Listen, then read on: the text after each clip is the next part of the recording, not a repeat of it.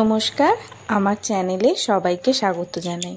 যেদিনের ব্লগটা চাচ্ছি সেটা ছিল সোমবার। সকাল সকাল এক মাথা রোদ নিয়ে বেরিয়ে পড়েছিলাম বাজারে, আর বাইরেই ব্রেকফাস্টটা করে নিয়েছিলাম।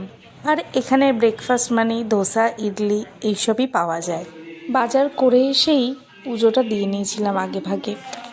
ঠাকুরকে আজকে টগর ফুল দিয়েই সাজানো হয়েছে, কারণ গাঁদা ফুল আজকে আর দেননি উনি। বাজার থেকে নিয়ে চলে এসেছিলাম অনেকগুলো ফল, তার মধ্যে আম তো ছিলই, কিন্তু এখানে তো আর হিমসাগর পাওয়া যায় না। এখানে অন্য আম ছিল, যেটা অন্ধ্রপ্রদেশ থেকে আসে মূলত।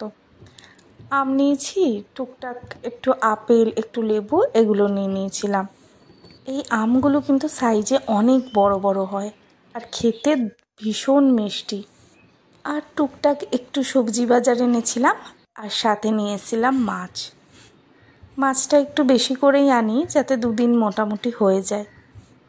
এখানে যা ওয়েদার, ফ্রিজ ছাড়া মোটামুটি দুদিন মাছ ভেজে রেখে দিলে থেকেই যায়, অসুবিধা হয় না। একটু এনেছিলাম রুই মাছ আর একটু এনেছিলাম চিংড়ি মাছ। অনেক দিন মালাইকারি খাওয়া হয় না, সেই জন্য কটা চিংড়ি মাছ দিয়ে মালাইকারি করে নিয়েছি, আর রুই মাছ সর্ষে পোস্ত দিয়ে কিছুটা করেছি, আর বাকিটা কালকে করব। আমার তো চিংড়ি মাছ খেতে ভীষণই ভালো লাগে। কারা কারা আমার মতো এরকম চিংড়ি মাছ খেতে পছন্দ করো কমেন্টে কিন্তু জানিও। দুপুরের এই যে প্লেটটা সাজিয়ে নিয়েছি, বিকেল হতেই দুজনে একটু হাঁটতে বেরিয়ে গেছিলাম।